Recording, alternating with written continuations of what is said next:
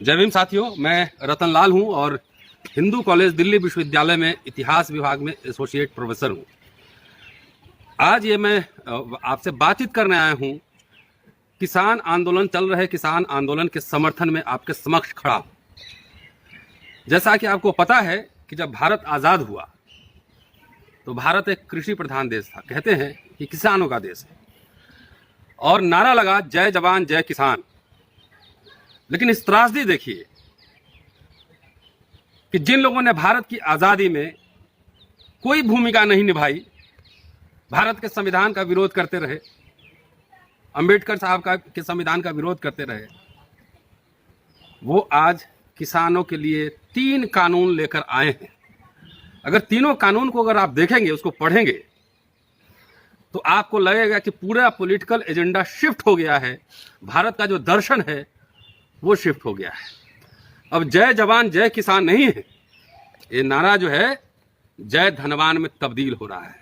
जय सुदकोर जय धनवान। साथियों, मैं चल रहे दिल्ली में जो आंदोलन चल रहा है किसानों का, दिल्ली विश्वविद्यालय में शिक्षक हूं, उनके समर्थन में मैं आया हूं और आप सबसे जितने साथी सुन रहे हैं उनसे अपील है कि किसानों के पक्ष में खड़े हों। ये सरकार, ये मजदूर विरोधी, शिक्षा विरोधी, दलित विरोधी, अल्पसंख्यक विरोधी, किसान विरोधी भी। सबका साथ सबका विकास कहां है? अब सिर्फ पूंजीपतियों का विकास हो रहा है। पॉलिटिकल भाषण देने के पक्ष में नहीं हूं, मैं सीधा आता हूं कि ये कानून क्या है। 3 कानून उन्होंने पारित किए हैं। पहला जो कानून है उसका नाम है farmers produce trade and commerce promotion and facilitation act 2020। Hindi में अगर बोले तो कृषि उपज व्यापार एवं वाणिज्य संवर्धन एवं सरलीकरण एक्ट 2020। यह कानून क्या है?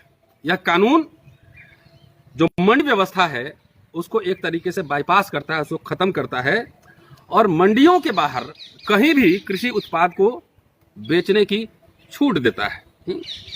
इसमें यह भी लिखा है कि बाहर खरीदने बेचने पर कोई टैक्स नहीं लगेगा जो मंडियों में लगता है। तो इस तरीके से जब मंडी नहीं रहेगी तो मिनिमम सपोर्ट प्राइस का जो पूरा सिद्धांत है वो सिद्धांत खत्म हो जाएगा। इसलिए यह किसान विरोधी है और इसको अविलंब वापस किया जाना चाहिए। कि मंडी एक व्यवस्थित जगह है जहां किसान अपना प्रोड्यूस लेकर आते हैं, उसकी एक व्यवस्था है। ये ओपन मार्केट की और वैसे मार्केट की ओर लेकर जाता है जो दुनिया के कई देशों में ऑलरेडी असफल हो चुका है। इसलिए किसानों को बर्बाद करने का पूरा एक क्रम। दूसरा जो कानून है वो है the farmers empowerment and protection agreement of price assurance and farm service bill 2020। कृषक सशक्तिकरण एवं संरक्षण, कीमत आश्वासन और कृषि सेवा पर करार एक्ट 2020। यह क्या है? अब ठेठ अंग्रेजी में ज्यादा मत जाइए, टेक्निकल वर्ड में। ठेठ में सभी है, ठेठ में ठेकेदारी है, एक कॉन्ट्रैक्ट सिस्टम है। कि इसमें एक बात तो यह है कि भाई एग्रीमेंट में प्रॉपर्टी ट्रांसफर नहीं होगी टेक्निकली, लेकिन इसके इम्प्लीकेशंस को समझने की कोशिश कीजिए कि अगर विवाद होता है तो यह किसानों को सिविल केस रोकने से, दायर करने से रोकता है। एग्रीमेंट वायलेशन होने पर मामलों की सुनवाई एसडीएम और फिर डीएम करेगा। मैं बार बार अम्बेडकर नामा चला रहा हूं और ब्यूरोक्रेसी के प्रकृति के बारे में डॉक्टर अम्बेडकर ने क्या क्या कहा है ये सब मैं बार बार बता रहा हूं कि ये डीएम और एसडीएम के ऑफिस में जाएगा। अगर पूंजीपति और किसान अगर आमने सामने हो तो किसके पक्ष में वो एसडीएम और डीएम फैसला देगा, हम सब ये जानते हैं। वो जाहिर है वो पूंजीपतियों के पक्ष में जाएगा।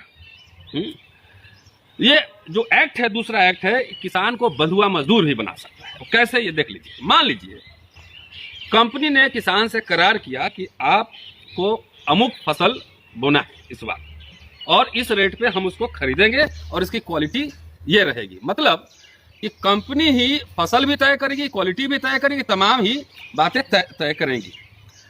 तो इसमें क्या लफड़ा हो सकता है? अगर मान लिया कि कंपनी को जिस क्वालिटी पे चाहिए, अगर क्वालिटी में 19-20 हुआ, उतार चढ़ाव हुआ, तो कंपनी यह मानेगी कि एग्रीमेंट के शर्तों का उल्लंघन हुआ है। अगर कंपनी ने एडवांस में पैसा दे रखा है तो वो किसान को वो हर समय वो मजबूर करेगा कि आपको इसी तरह का फसल बोना है, और इस तरीके से एक साइकिल बनेगा किसानों के लिए जिसमें वो लोन के चक्कर में फंसेगा। ऐसे में फिर ये मामला अदालत में ये जाएगी, सिविल विवाद में जाएगा, और जानते हैं कि सिविल विवाद में आएगा तो क्या किसान खेती करेगा कि कोर्ट में मुकदमा लड़ेगा, वहां फिर पूंजीपति और जो बड़े ठेकेदार हैं उनके हक में फैसला आएगा, और इस तरह से किसान बंधुआ मजदूर के रूप में तब्दील हो जाएगा। इसलिए हम चाहते हैं कि ये कृषि कानून निरस्त हो। तीसरा जो कानून है, एसेंशियल कमोडिटीज अमेंडमेंट एक्ट 2020, कि जरूरी वस्तु संशोधन अधिनियम, हिंदी में समझिए, और इसका अब ठेठ में समझाता हूं। ठेठ में समझाना जरूरी कि इसका मतलब है जमाखोरों को खुली छूट, कि उनको पूरी खुली छूट दे दिया जाए। आपको पता होगा, हम लोग जब बचपन में थे तो अधिकारी जाके जमाखोरों के यहाँ छापामारी करते थे कि यहाँ पे ये ब्लैक मार्केटिंग हुआ, जमाखोरी होगा, तो जिसके खिलाफ पहले सरकारें छापा मारती थी उस जमाखोरी को ये सरकार, ये एनडीए की सरकार, उसको एक कानूनी बाध्यता प्राप्त कर रही है। इसलिए ये क्या होगा इस कानून से? कानून से होगा कि जो बड़े बड़े सेठ और साहूकार हैं उनको एक तरह से जमाखोरी से छूट मिलेगी, जिससे क्या होगा, मार्केट में स्कार्सिटी वो क्रिएट करेंगे। गोदाम में सामान रखा हुआ है, मान लीजिए 50 क्विंटल आलू की जरूरत है, 100 क्विंटल सामान है, लेकिन उसको बंद करके गोदाम में रखेंगे, और जैसे स्कार्सिटी होगी वैसे धन्ना सेठ ऊंची दाम में बाजार में ये सामानों को बेचेंगे। आजादी के आंदोलन में आपको याद होगा, जब विदेशी कपड़ों का बहिष्कार हुआ था तो इस देश के धन्ना सेठों ने देसी कपड़े के नाम पे करोड़ों मुनाफा कमाए थे। तो कंपनी राज, डॉक्टर अंबेडकर जिस समय संविधान बना रहे थे, जवाहरलाल नेहरू प्रधानमंत्री थे, उस समय तक ये बात समझ में आ रही थी कि अब ब्रिटिश राज खत्म हो गया, इसका मतलब कंपनी राज खत्म हो गया। ये मोदी सरकार फिर से कंपनी राज लाने जा रही है। कंपनी कई बार देसी कंपनी भी होगा और विदेशी कंपनी भी होगा। अब ये नहीं होगा कि पॉलिटिकल सत्ता जो है किसी अंग्रेज का या किसी अमेरिकन का होगा। पॉलिटिकल सत्ता के यहीं के लोग रहेंगे, लेकिन जो देशी पूंजीपति है और विदेशी पूंजीपति है ये सांठगांठ करेंगे और देश में अपनी हुकूमत चलाएंगे। इसको वित्तीय हुकूमत कहते हैं कि किसान अपनी मर्जी से फसल उगा भी नहीं सकता है, कंपनी डिसाइड करेगा कि कौन सा फसल उगाना है, किस रेट पर देना है, क्या करना है। तो यह एक तरह से कंपनी राज की वापसी है, फिर से गुलामी की वापसी है। ये बात साथियों समझना है, इसलिए मुझे लगा कि आज आपके बीच आऊं और इनकी बारीकियों को मैं तरीके से आपको समझाऊं। अब आइए मैं एक और पहलू पे लेकर चलता हूं कि इस देश में हो यह रहा है कि जब जब लोग संविधान पे ज्यादा अगर सर झुकाए तो समझ लेना संविधान खतरे में। जब जब बाबा साहब का बहुत नाम ले तब समझना कि बाबा साहब का दर्शन खतरे में। नोटबंदी हुई उस समय भी डॉक्टर अंबेडकर का नाम लिया गया। सीए एनआरसी की बात हुई उस समय भी डॉक्टर अंबेडकर का नाम लिया गया। और मुझे पता है कि हर उल्टा पुल्टा काम करती है संविधान खतरे में है साथियों। बेरोजगारी, किसान का शिक्षा, रोजगार, ये सब अलग अलग पहलू नहीं है। निजीकरण, पूरा सरकार सब संस्थाओं को बेच रही है, शिक्षा बेच रही है, सब कुछ बेच रही है। सरकार का काम क्या है? फिर सब ही बेच डालो ना, पूंजीपतियों को बैठाओ, सीधा आप बोलो कि पूंजीपति देश चलाएंगे। साथियों मैं अंबेडकर साहब के हवाले से 2-3 कोट आपके सामने रखना। 3 आर्टिकल मैंने ढूंढा है कि डॉक्टर अंबेडकर ने किसानों के बारे में क्या था। 10 जनवरी 1938 को बंबई में फटेहाल किसानों के एक बड़ी सभा को डॉक्टर अंबेडकर ने लीड किया था। 1937 का विधानसभा चुनाव हो चुका था, सरकार बन गई प्रांतीय मंडलों में, और उस समय सरकार बनने के बाद पहली बार चुनाव हुआ था विधानमंडल का। सरकार बनने के बाद डॉक्टर अंबेडकर ने हजारों की संख्या में बंबई, थाना, रत्नागिरी, सतारा, नासिक जैसे दूर दराज क्षेत्रों से किसान ट्रेन में और स्टीमर में बैठकर आए थे। उनके चेहरे पर थकान थी, झुलसे हुए थे, लेकिन एक तेज भी था। डॉक्टर अंबेडकर के नेतृत्व में वो किसान लड़ाई लड़ रहे थे।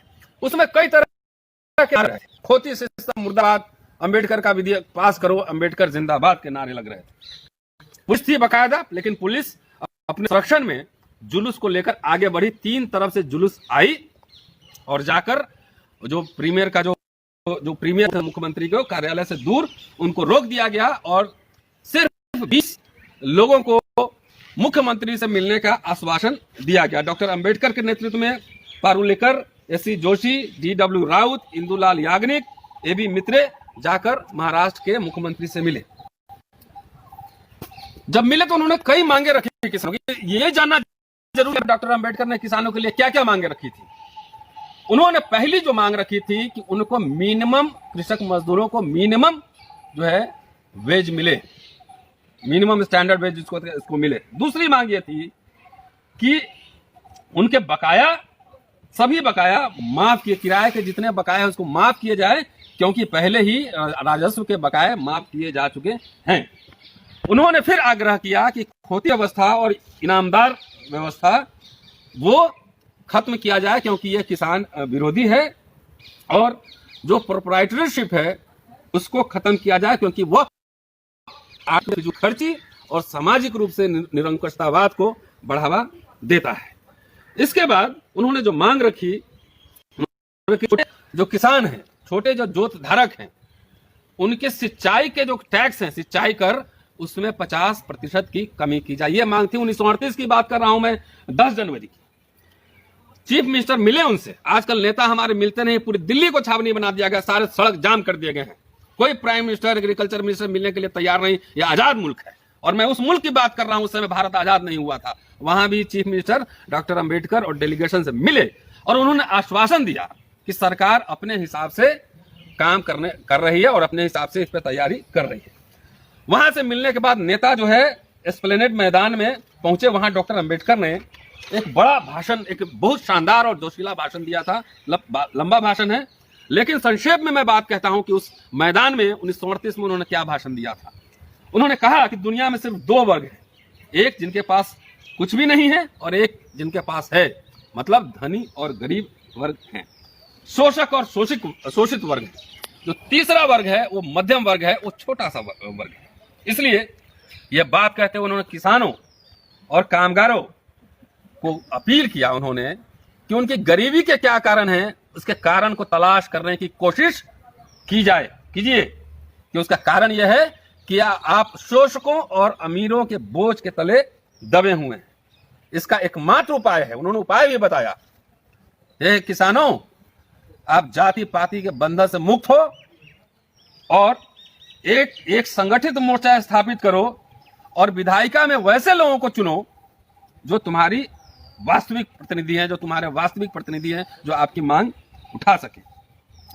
यदि आप ऐसा करते हैं तो आपको रहने के लिए घर होगा, आपको पहनने के लिए वस्त्र होंगे, और आपको खाने के लिए भोजन होंगे, क्योंकि आप अन्नदाता हैं और पूरे देश के लिए आप अन्न का उत्पादन करते हैं। आप भूखे नहीं मरेंगे। ये 1938 की बात है। एक छोटी छोटी और बात, 1939 सरकार बन चुकी थी, प्रकाशन कमेटी बनाई गई थी किसानों जमींदारी क्षेत्र में का अध्ययन करने के लिए। उन्होंने जो रिपोर्ट सबमिट की, डॉक्टर अंबेडकर ने उसकी आलोचना की।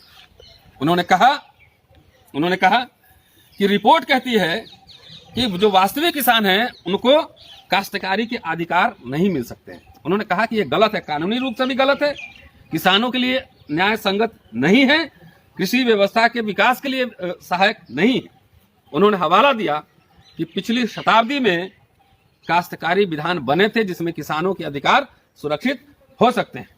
वो कहते हैं कि जो नया कानून आया है, जो सिफारिश है प्रकाशन कमेटी की, अगर उसको माने तो ये जो है छोटे छोटे जमींदारों को, जैसे आज पूंजीपतियों को जन्म दे रही सरकार, छोटे छोटे ऐसे जमींदारों को जन्म देगा जो किसानों की कमाई पे और राज करेगा, उनका शोषण करेगा, राज करेगा। वो कहते हैं कि अगर कम लगान लगाना है, अगर कम लगान या राजस्व नियत करना है, तो इसका उद्देश्य क्या होना चाहिए, समझने की बात है। इसका उद्देश्य होना चाहिए कि किसानों के लिए एक बड़ा अधिशेष छोड़ना, सरप्लस छोड़ना, किसानों को अनवरत आमदनी उपलब्ध कराना, जिससे कि अभावों के वर्षों में उसकी खेती बाड़ी में सुधार करके उसकी भरपाई की जा सके। मतलब किसानों की खुशहाली के लिए ये नियम होने चाहिए। ये कहते हैं डॉक्टर अंबेडकर, उस समय वो इंडिपेंडेंट लेबर पार्टी के अध्यक्ष थे, उन्होंने प्रेस नोट जारी किया था।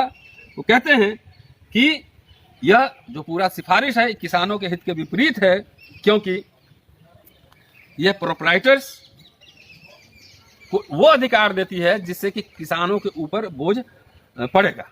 बाद में वो कंक्लूड करते हैं अपने प्रेस नोट में, कहते हैं कि मुझे इसमें कोई संदेह नहीं है कि मद्रास में अनुसूचित जाति के प्रतिनिधि ऐसे किसी विधान के पक्षधर नहीं बनेंगे जो प्रोप्राइटरी अधिकारों के नाम पर मालगुजारी वसूलने वालों का एक नया वर्ग पैदा करता है।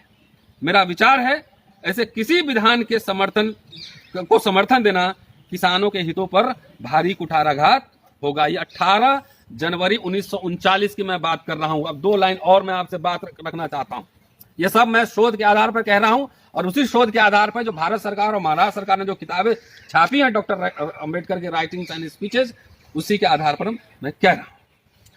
अब आइए मैं जुलाई 1939 की एक बात कर रहा हूं। डॉक्टर अंबेडकर को नासिक में स्थित एक कॉलेज है, हंसराज पी ठाकरसे कॉलेज, इनके अधिकारियों ने चाय पार्टी पर उनको बुलाया था और चाय पार्टी पर उनसे कई लिखित सवाल पूछे गए थे। सवाल ये थे भारत के विभाजन को लेकर, पाकिस्तान को लेकर, जो ब्रिटिश हुकूमत जैसा शासन कर रहे हैं उसके ऊपर और किसानों के ऊपर थे।